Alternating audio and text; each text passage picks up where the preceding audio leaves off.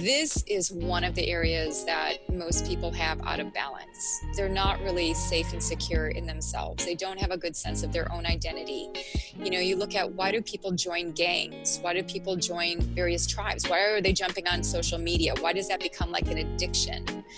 You know, I do think we are in search of something very deeply tribal. We are missing that. We're in a very fragmented society. And so we're going to do anything we can in order to connect. You're listening to the Feed Your Wild podcast, a conscious lifestyle show about all things nourishing for your body, mind, and soul. I'm Vanessa Rodriguez, and join me for candid conversations with changemakers, exploring health and wellness, food as medicine, intuition and spirituality, and nature-based practices that will transform your health and feed all parts of your wild self. Hey everybody, thanks for tuning in to Feed Your Wild. Have you ever wondered, what does true holistic health actually look like? And how can we bridge this gap between wisdom from ancient traditions, modern science, intuition, and spiritual approaches? I know this is a question that I've been exploring for years, and on a personal level, as well as in my own work and the evolution of that. Well, today's guest, Dr. Deanna Minich, has spent over 20 years answering these questions and has not only created an incredible body of work blending these areas, as you'll see. She literally brings so much color and light to the often confusing and polarizing topic of nutritional science. In this episode, she talks about her own healing story and how she came to blend science and spirit in her work. And we take a colorful journey through the 7 systems of health that are the backbone of Deanna's teachings today. I've had the opportunity to support Deanna recently and her work in a number of ways with her most recent program for practitioners as a teachings assistant. I want to share a personal note, and it's that whenever I'm about to start a new project or work with somebody, I tune into my own Akashic records and really take that space to listen to my intuition and see what comes through. And when I did this with the prospect of working with Deanna, what really came through was Deanna as a rainbow warrior. And so when I received her latest book, The Rainbow Diet, and opened to one of the first pages, I was pleasantly surprised to find a message within the beginning of her book that was from the Hopi prophecy, and I would like to share that with you today. To rainbows and all rainbow warriors, when the earth is ravaged and the animals are dying, a new tribe of people shall come unto the earth from many colors, creeds, and classes, and who by their actions and deeds shall make the earth green again. They shall be known as the warriors of the rainbow. And with that, I hope you enjoy the show. Today, I am so thrilled and honored to have Dr. Deanna Minich. Deanna is a health educator, researcher, and author with more than 20 years of experience in nutrition, mind-body health, and functional medicine. Her passion is bringing forth a colorful whole self approach to nourishment and bridging the gaps between science, soul, and art in medicine. Her most recent book is called The Rainbow Diet, a holistic approach to radiant health through foods and supplements. And I think it is a life-changing book for many folks. So Deanna, thank you so much for being here today. Well, thank you, Vanessa, for having me on the show. Great to be here with you. Yeah, I've been following your books and just an admirer of your work and the way that you are able to weave these seemingly disparate worlds of nutrition, science, spirit, and emotional health and art, and in such a way that is just not only enlightening and enlightening, and we'll get into that. But impactful in a way that's really digestible. Like, that's really hard to do. And so I think you do it so brilliantly, and I just wanted to thank you for all the work that you have put out so far and that you continue to do. Oh, well, thank you, Vanessa. It's been quite a lifelong journey of evolving personal and professional interests and braiding those two things together. And yeah, it's important, I think, in this day and age to bridge together science and spirituality through the spectrum of all that we are. So, and thank you for your help and guidance and being part of the recent course that I offered. And, it's been great to work with you on a number of fronts as well. Thank you. Yeah, being a part of some of the work that you've done lately and really diving deep and getting an inside look, it really showed me just how full of integrity you are and how you have so much energy and passion to put into this work. It really is inspiring. I started off with your book years ago, Quantum Healing Handbook Guide. I still use it today. Highly recommend it for folks, and I'll put everything that we mentioned in the show notes for everybody to check out. But I'm always curious about folks' stories and how they got to where they are, and how you came to really develop this body of work that you have. And then I'd love to get into the 7 systems of health and your current book that you just released in January. Sure. Oh my gosh. I'll try to condense this to a really short message. So I grew up in a very strict, very regimented household. I grew up Catholic. I went to Catholic school, wore uniforms. My dad was a Chicago police officer. I had lots of discipline throughout my upbringing, and had to be a certain way, eat certain foods, look a certain way. And so I think what happened was even though I think I was just templated to be a nerdy science girl, there was a part of me that was craving freedom and exploration and discovery. And part of the way that I got that was when I went to college. It wasn't when I was at home and struggling with eating, disordered eating and emotional eating, binging, and all of those things because of all of the restrictions that were placed upon me. But really, when I left home, I started to go on a personal journey that took me into the realm of soul. I began reading lots of different books by Carolyn Mace, books by Louise Hay. I took my first yoga class when I was 19. And from that point on, when I had the time to explore my own depths through the paths that I chose and not what was given to me, it seemed like there was so much more out there. And I was really intrigued and curious. And even though I was pre-med, I began to study English literature, philosophy, world religions. That the minor that I had as an undergrad was in English literature. So I'd be running over to one side of the campus to go to my anatomy and physiology course, and then I'd run over to the other side and go to my Emily Dickinson. I'd run back and go to botany. I'd run back and go to Walt Whitman. It was like this really neat hybridization of my interests, which were very left brain, right brain, left brain, right brain. And so here we are, fast forward today, and I would say that again, it's been quite a journey. So condensing it, I'm really just laying the general groundwork for everybody to see how I had these interests very early on, and some of them emerged through my own personal process.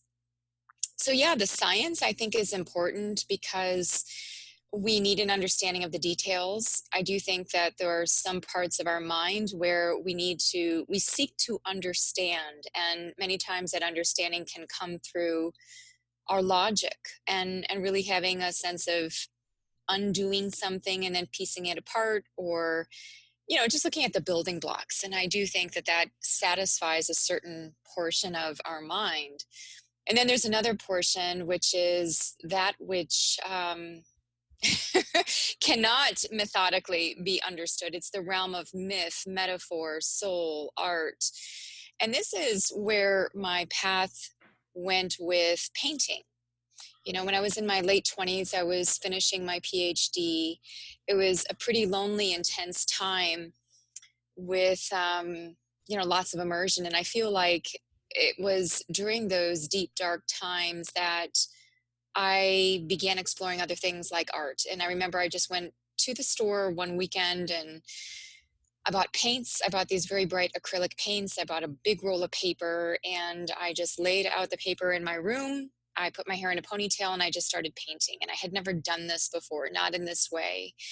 And it wasn't anything that I learned in a class. It was something that was coming from me in a very mystical, emotional place. And I realized that there's something for me in this space of painting where nobody is giving me rules or regulations or saying I have to do something in a certain way in order to be accepted, whether it was by God or society or by men or by teachers. And so it felt very freeing. And so, yeah, I think having this blend of whether we want to call it yin, yang, masculine, feminine, right brain, left brain, that really the two put together form the basis for all of the teaching that I later came to do. And so I have such a great respect for both of them. And I really do think that by bringing together the spiritual with the physical through the rainbow of who we are, is what my mission is in life, is to help people to do that. I love that. And I also love that you, at such a young age, had this trust in yourself to follow, this voice that was telling you to try something you've never done, where there are no rules to follow, and you kind of threw yourself in there. I'm just curious, at that point in your life, did you have some doubt around that? Like, what did that feel like when you kind of got the sense, let me try something new because I feel it's the right thing for me right now? Oh, I had a lot of pushback on a lot of fronts. I mean, first and foremost, yeah, my parents, I'm thinking back to when I launched my first book, which was called Chakra Foods. So one of the things that I had picked up in my study of yoga was that there's this ancient system of chakras. And so the chakra system, if you look at it within the Eastern Indian mystical tradition of spirituality, is essentially this connection to the endocrine system, if you look at it with Western medical eyes. So I latched on to this chakra system idea of the 7 endocrine glands and seeing them in a broader context, really connecting that into food. And I wasn't seeing that many people were talking about food and chakras in the way that I was sensing them. And so I started to put these patterns together and I wrote about it. And to your question, what kind of responses was I getting, and do I remember any kind of pushback? Or I Mhm. remember 2 people that had great prominence in my life. One was my mother. My mother is very strong in her beliefs, very strong in one way to believe in uh, her spirituality, her religion. And so when she saw me writing about chakras and food, I think that she was a little bit dismayed. She was a little bit, I don't know, just really questioning what I was doing exactly. I Mhm. remember another important person in my life, a mentor, came to me when he had seen the book. And here I was so excited. My first book came out, I think it was 2009 that I published that. So almost a decade ago. I remember bringing it to him, and he came to me the next morning and he said that he read the book, and he said, that sometimes concepts come out that aren't so well accepted, and that this may be something that won't be well accepted. And Wow. that did cause me to really reflect, like, oh my gosh, maybe I'm on the bleeding edge rather than the leading edge. But I couldn't help myself. There was something about getting this out that seemed like it wasn't even me. I just needed to do it. I'm simply the messenger of this information. Nobody else is talking about it. I want to get it out. I know that some people are meeting me with resistance. And, being that I was in the medical community, and I learned later on to be very conscientious about how I presented these ideas. If I wanted them to be accepted, I needed to be attentive to how I languaged them. So I noticed that when I would speak to the medical community, it's okay to talk about colors in the endocrine system, not so okay to talk about chakras. And so I quickly learned that receptivity of a concept that is a little bit head turning maybe needed to be met with a little bit more finesse. And that brought me to other books like the quantum healing book, although I did still talk about chakras in that book. As I went through, I have 6 books, and as I went through each of the books, I thought, I don't really need to talk about chakras in order to get the concepts that I want to get through and get that through in other ways, because there's something deeper here that needs to be messaged and to be heard. Mm-hmm. Yeah. And what's so interesting to me is the following of your heart calling and what was birthed through this process of being on that edge and feeling that resistance, and that the resistance is real, and what can really be birthed through that resistance and process of growth. So I'm interested in getting into what this is, and in your book, The Rainbow Diet and the 7 Systems of Health. And so you mentioned the chakra systems and the endocrine systems. And I'd love to start off at the very beginning and have you sort of paint a picture of what this spectrum looks like related to health. So I know with the root, we're starting with the red root. Take us where intuitively you feel might bring some wisdom related to that area for folks. Super. And before I dive into the root, if we can just zoom out and look at the bigger picture, which is first and foremost, I have done a lot of training, whether it was functional medicine, integrative medicine. I dabbled a bit in traditional Chinese medicine. I'm married to an acupuncturist. Being that it was fascinated with India, I started reading lots of books on Ayurveda. And so what I would say is that the 7 systems of full spectrum health is really an amalgam of so many different things that I was reading and just coalescing together. And so I know one of the criticisms of my work is that I'm not adherent to one particular discipline. So for example, I am not doing 100% chakras. I'm not doing 100% Ayurveda. I'm not doing 100% TCM, traditional Chinese medicine.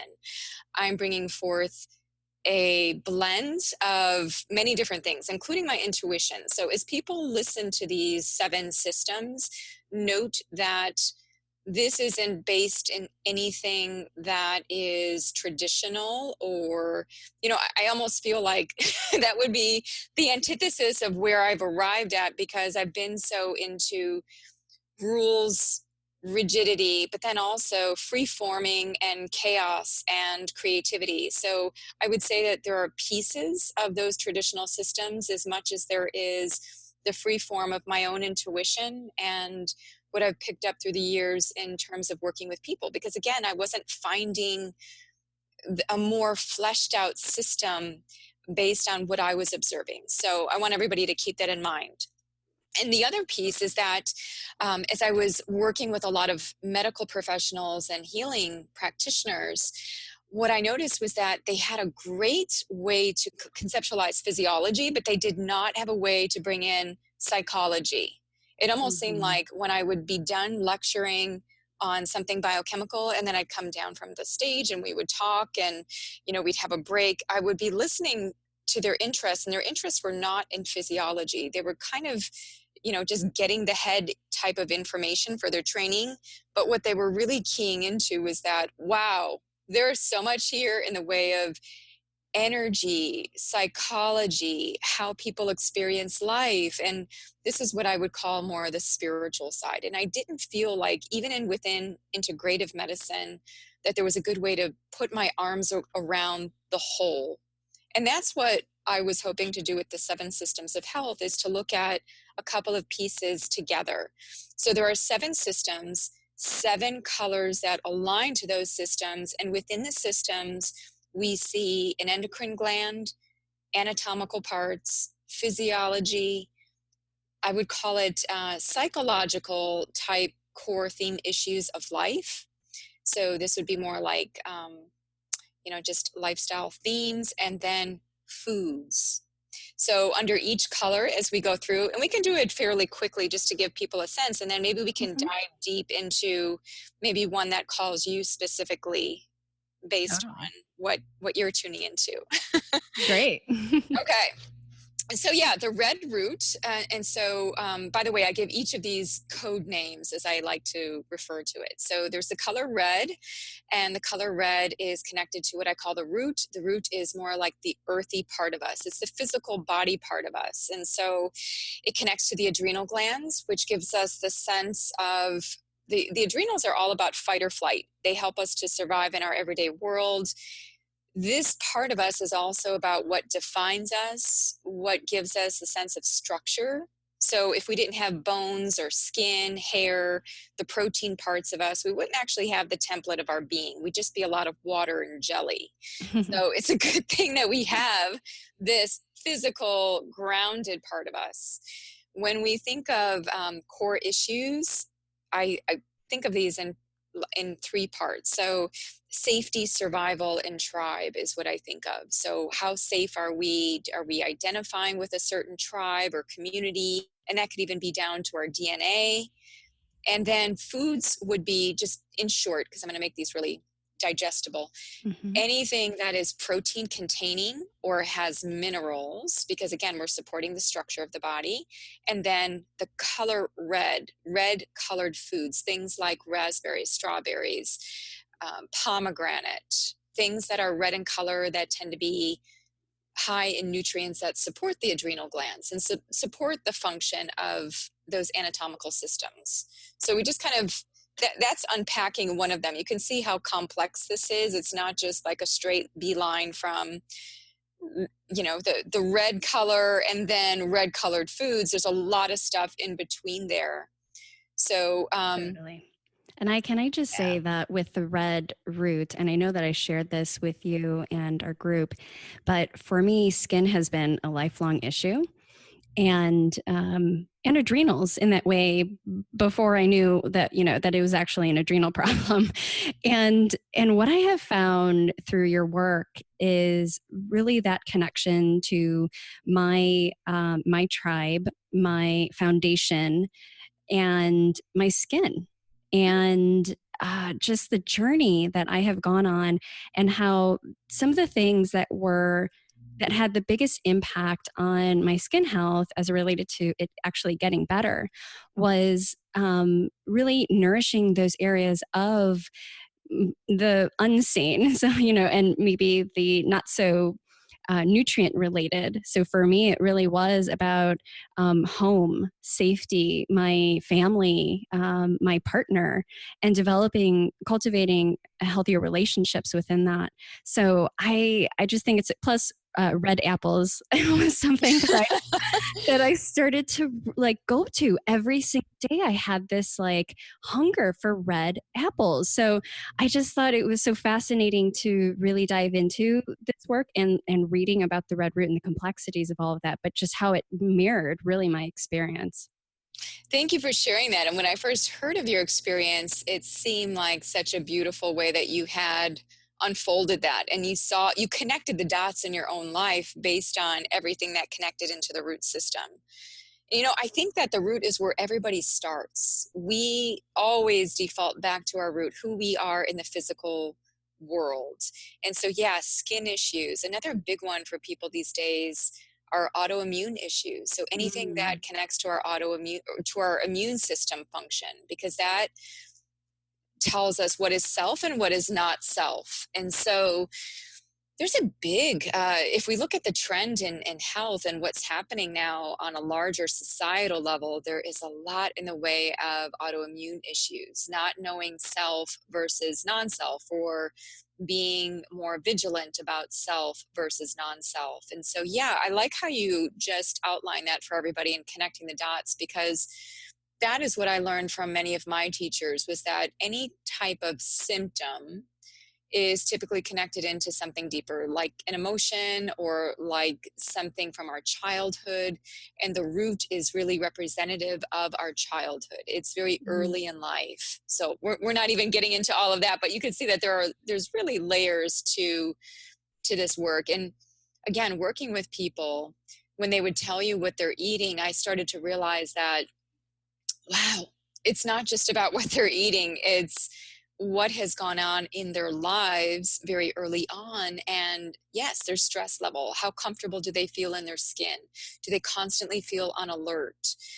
What's under their skin? You know, that phrase. I mean, even the phrasing of things in everyday language. So when we say, well, did he get under your skin? You know, you look at that phrase as it relates to skin issues, whether it's eczema or acne, you know, any number of skin eruptions. So yeah, it's interesting. And I'm glad that we're spending a little bit more time on the root, because I do have a questionnaire in a couple of my books, including the Rainbow Diet. I also have it online for people to take. And so I've looked at thousands of people's results just anonymously, just to look at what does the data show. This is one of the areas that most people have out of balance. They're not really safe and secure in themselves. They don't have a good sense of their own identity. You know, you look at, why do people join gangs? Why do people join various tribes? Why are they jumping on social media? Why does that become like an addiction? You know, I do think we are in search of something very deeply tribal. We are missing that. We're in a very fragmented society. And so we're going to do anything we can in order to connect. Oh gosh, there's so much there, because what you were talking about is bringing up things that I'm really hearing about in terms of ego, non-self, you know, the collective consciousness, all of that. So that's like a whole nother talk. But it just shows us how deep this really goes and expansive this work can be. Definitely, definitely. I mean, you can pick it up wherever you want to go. Like, you know, you're very deep. You're a very thoughtful, introspective. I mean, I know you from working with you through the various contexts that we've had these touch points into, whether it's any number of things, writing, research. And what I've learned about you is that you are somebody that is going to be asking a number of questions, going deep. For some other people, they're going to be at the surface level, and that's okay, because the surface level is just as important as 5 layers down. We have to start someplace. And often, I think that what happens is that because life is so spiral, that we can revisit one of those superficial, surface level topics again, even after going deep. It's like, Yes. oh yeah, what did I just remember about the skin, and you know, the basics of vitamin C and collagen and fiber, and how protein cross-links. And you know, sometimes we have to like come up and out for air, and again, remember that there are some general things to stay connected to at the tippy top. Thank you for saying that, because I know that I can kind of get away with things and for people to feel okay with where they're at, and to actually be where they're at and really be curious about that, because I think that's where the real work is. And I know that for myself, while I can go deep, sometimes I could get lost in that Alice Wonderland rabbit hole.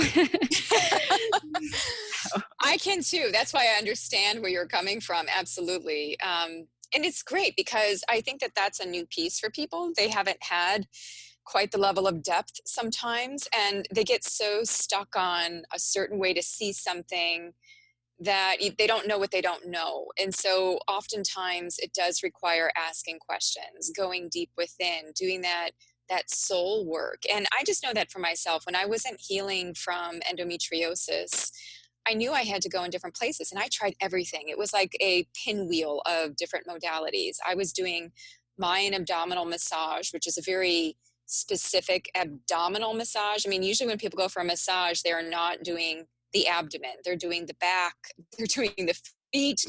But this was a very intense, getting at adhesives, of which I had many because I had endometriosis, and it was unearthing for me a lot of emotional work. So I had to do so many different things.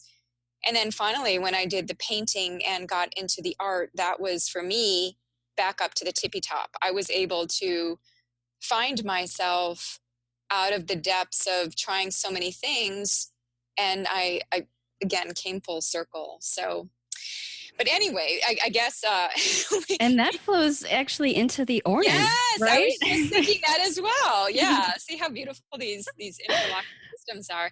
I love So it. the next one is orange. So we're first doing the warming colors, and maybe I do them kind of as a whole, just in the interest of time. So Mm-hmm. the red, the orange, the yellow, the warming parts of us. This is more our physical body self. Whereas the cooling colors, the green, the aqua, the indigo, lavender, and into white, this is more of the non-physical parts of us. And so the cooling, or I'm sorry, the warming colors back to our bodies. And this is where a lot of people struggle. When I quiz results, this is where a lot of people have their imbalances. The orange is all about, it's also warming, but it's warming in the emotional sense. And so it's asking us to look at our emotions, our creativity, our sensuality, our sexuality. These are parts of ourselves that we may have some guilt, shame, embarrassment, a lack of really wanting to dive into deeply because we don't know what we'll find. This is the water element. This is the flowing part of us. And when things get chaotic, because things are flowing and maybe sometimes flowing quickly, or maybe some things are stagnant because we don't allow them to flow, this is where we can see issues, right? We can see stagnation and pain. This is what some traditional medical systems really focus on, is where is there stagnation in the body? I mean, we are primarily water. We're 60 to 80% water. And Mm-hmm. so how do we open up the flow? How do we get our sense of play, our childlike self going? And when we look at food, this is where I connect into fats, oils, hydration, and orange colored foods to help us with reproductive function. So that's the orange. And we can balance each of these through the other. So I had a lot of issues with my flow because I had endometriosis. I had a lot of gut issues as well, irritable bowel syndrome. They kind of go hand in hand. And so part of the way that I worked on my orange flow issues was through my red root. And so that there's a way to combine these systems. And I go through that a bit more in the practitioner program Mm-hmm. because that's a little bit more involved. The yellow is the fire element. This is the heat of digestion. This is the stomach, the liver, the small intestine, the pancreas. The stomach is really seen as the seat of rotting and ripening through the production of acid and then the enzymes that come in to start breaking things down. This is the number one issue that people have. And again, this is coming from the data that I've seen through the questionnaires. This is also where we have our sense of personal power. So when we're working a lot and we're becoming powerful in the world through, whether it's through accomplishments or achievement, and some of us are overachievers, we're perfectionistic, and this can sometimes turn over to the other side of this balance into judgment, being opinionated, really wanting to do things quote unquote right. And so what can happen is we start to burn out instead of burning bright.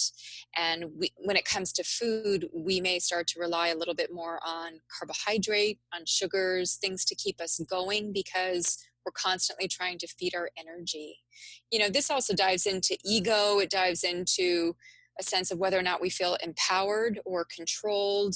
There's all kinds of, we can go into all kinds of spectrums here, but essentially this is a very powerful place because this is where we transform, whether we're transforming food into energy for our body or we're transforming mental energy. We're transforming all of the thoughts that we're taking in and trying to digest them into our beliefs, our opinions, our views on things. So you can see that these first three colors, red, orange, and yellow, are so much about our physical body, our emotional body, and our thought body. I love that you have that insight, being able to see, the thousands of quizzes and what people, where, the areas where people are actually having issues. And I'm getting some confirmation in that. I know that I get a specific niche of people that come see me because I'm a nutritionist. So it has having to do with food and a lot of times digestion. But almost everybody has low stomach acid or digestive issues. And that so much is stemming from that because of that. And that may not be the very root issue, but it's definitely one that I see is so common. Would you say that that's what you see as well? Absolutely. And that's even textbook. Even in nutritional or physiological type textbooks, what we see is hypo or achlorhydria, which is low or absent stomach acid production. And that's even evidenced by the number one pharmaceutical being PPIs, proton pump inhibitors. It's not Mm-hmm. even statins anymore. It's PPIs. People have so much of what I would say the wrong kind of acid happening in their stomach.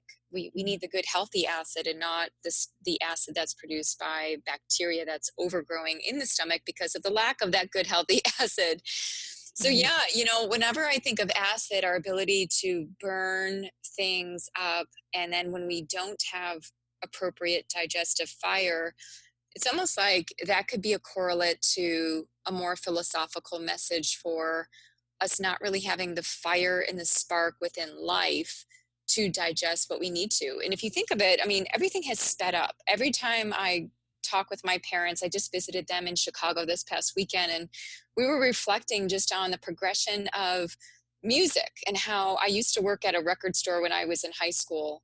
And we actually sold LPs and we sold cassettes. And then we went into CDs, and then CDs have become more or less, obsolete. People don't Mm-hmm. always get CDs. I mean, just within my short lifetime, I feel like there's been such a progression and things are becoming faster, quicker. And so as a result, what's happening is that we have to take things in faster and quicker. And how do we process that? And so we have to put stop gaps in place in our lives. Like often what I will do is just completely take myself off of social media for a weekend. I'll move away from the computer for a day. And that's really difficult, especially because I have my own business, but I have to do it. If I don't put in those stop gaps, then I'm going to be burning up. I'm giving over my chi. I'm giving over my life force to all of these rapid fire emails and inputs that I really may not have the energy to fully digest. And I've really come to, at this point in my life, every year I set a theme. And this year, my theme is receptivity, which is much more of a non-fire message. It's much more of a let the fire come to me rather than me creating the fire. And so, because I've been the overachiever, I've been the perfectionist, I've been the A student sitting in the front of the classroom, always wanting to do well, always wanting to be the good girl. And so I kind of feel like, I'm just so tired of all of the energy that I've put out. And it's just time to do the best that I can with what I have in every moment, be receptive, stop pushing, and allow for more flow. So essentially what I'm doing in this place in my life, and this may not be right for everybody, I'm bringing in more of that orange flow, more of the softer kind of going with the flow rather than forcing the fire of where I want my life to go and blazing a trail. Because I kind of feel like, I did my best, and now it's time to kind of move with life rather than feel like like steering my life. I feel like it's so funny what the ego thinks that we're doing versus what's actually happening. Totally. I'm so, so happy you were saying this. In a past episode that I just had with my co-host, Megan, I was saying one of the thoughts for me that I'm really monitoring for myself is having to do more to get more. That has been a lie. I've seen that. I tell myself this, but it's not the whole truth. And sometimes, yes, you do have to, quote unquote, pray with your feet. But I feel like there's so much wisdom in what you're saying about the receptivity and how you could be in flow. You can have things happen in a totally different way of being that is healthier for you in the context of where you're sitting right now. Yes, I'm so glad that resonates for you as well, because I feel like that's one of the messages of society. You call it a lie. And I think that it's true that so many of us operate that way. It's kind of like, in order to be successful in life, whatever that means, you've got to keep doing. You've got to keep moving forward, forging forward, get your list of things to do. I think that if we focus on what has meaning for us and what, at a very high level, what do we say yes to? And for me in my life, it's all about the science and the spirit. And that's my yes. And so whatever comes my way, that's what I can measure everything against and say, does that help me more with helping others to connect their sense of science and their sense of spirit? No, let it go. And one of the things that I've learned from one of my coaches, the people that I brought around me, is to focus. If you can't do something really well and with heart, and it feels like it's driving you more than you're driving it, for lack of a better term, because we're so used to thinking of like driving things, then to let it go. And I really put that into action. I think what has happened for me is I hear things and I find them interesting, and then it kind of percolates down again more. My fire is digesting it. And then finally, I'm actually acting on it. But it takes some time. I know that that's so important for our stress level, is to be focused on focus. Oh. Okay, so we mentioned the warmer colors, and how about the cooler colors, the green, aquamarine, and the indigo? Yeah, let me lump all of these together and say that these are the non-physical parts of us. And in fact, these are the parts of us that most people have less of an issue with, is what I have found. The people that do my programs, whenever we get into the cooling colors, it always seems like people are right there with things like love and their truth and their intuition and their spirituality.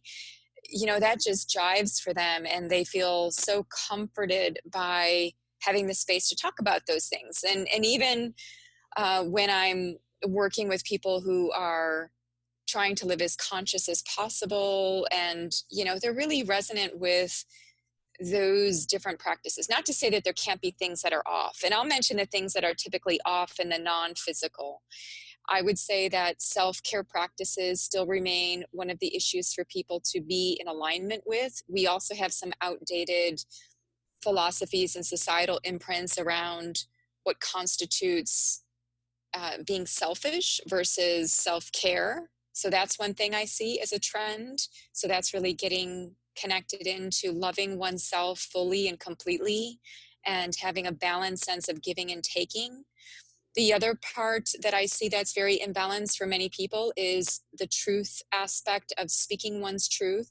I think what's happening now, this is my observation, this is nothing based in science, is that there's always a pendulum, right, of where we're swinging. And I feel like the pendulum is now swung over to now we're speaking loudly, boldly, and even with a lot of inflammation. I feel that we've gone from being a very silent, let's just take women as an example. So women have gone from being very silent. Things have changed throughout the years, of course, but for the most part, having a sense of inequality and not really being able to speak up about it or feel comfortable with speaking out about it. And now I feel like now, yes, we are going to the other side of now speaking our truth. And what I try to aim for with myself is, how can I speak truth in a compassionate way so that it's heard, rather than add fuel to fire. I mean, sometimes we need fire, that's for sure, in our speech. And other times we need to bring a little bit of the flow into it. Martin Luther King always comes to mind when I think of, power-packed words to just send chills throughout your whole being, right? It's kind of the energy of words, and really focusing on how we speak our truth in impactful yet compassionate ways. So that's another thing that I see. The last thing that I have noticed too is, people seem to be so focused on longevity and finding ways to live longer.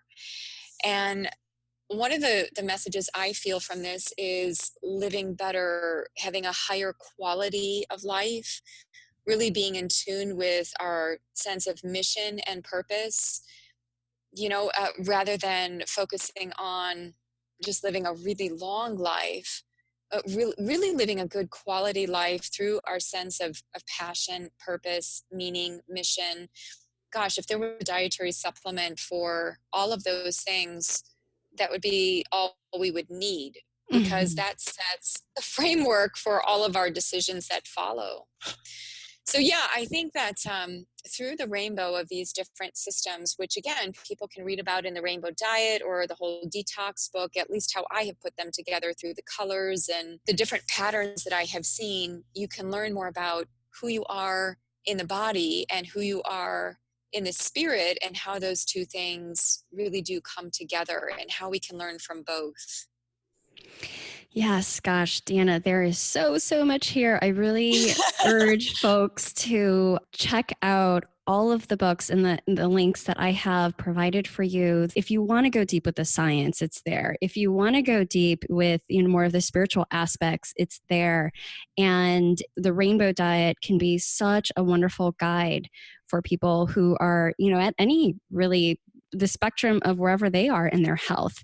I think that it provides a wealth of knowledge. So, Deanna, I'm just so happy, and I'm sad that we don't have like a million hours to talk about all of I know. I resonate so much with your orientation into health and wellness. And I'm so glad that you are bringing forward this podcast to help people to look at all the forms of nourishment, that it's really not just what you're putting on the plate, but it's what you're putting on the canvas of your life. And we are the artists of our lives. I mean, I think that took me a long time to uncover and discover.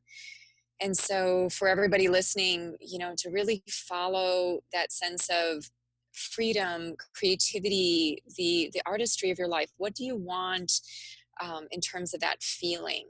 And to really go after that, no matter what they're, Vanessa, you talked about resistance, and we're always going to come up against that. And I think that resistance is a great teacher, because it's where our boundaries are and what our truth is. And so, yeah, to follow that path, follow that rainbow path wherever it's taking us. I love it. And Deanna, one very last thing. I'm curious, what is feeding your wild, whether it's body, mind, or spirit right now? It has been for a while, but I would say when you say feed your wild, it just brings me back into nature. And I'm such a nature lover, which is why it's hard for me to go back to see my family in Chicago and be in a concrete place. Jungle, yeah. I mean, there are trees, and it's amazing how much nature they have, like deer and rabbits and robins. When you are paying, actually nature is everywhere, right? You don't have to live right smack in the forest like I do now in order to get that. But that really feeds my wilds when I'm away from technology, when I'm really purely in deep within myself, within nature, really connecting into the trees, connecting into sky, connecting into stars. I really feel so connected with life. So that feeds me at a very, I would say, a body and a spirit level. Thank you so much, Deanna. And where can everybody find you? I would say the best place is my website, which is deannaminich.com, DeannaMinich.com. So everything is there: classes, podcasts, blogs, books, everything. So, and feel free to reach out if you have questions or would like more information. We offer the 7 systems chart on the website too, so you can get a copy of that for your own refrigerator, or wherever you'd like to see the colorful chart, you can have it. Thank you, Deanna. I'm happy that you came on and shared the amazingness, and everybody needs to check out all the things over at your website. Thank you so much, Vanessa. It's been a pleasure. Thank you so much for listening. If you enjoyed this episode or any other episodes, please share with a friend and leave us a review. Your feedback means the world to us. I want to hear how you are feeding your wild. Give us a shout out on iTunes or reach me on Instagram at wildlyrooted. See you next time.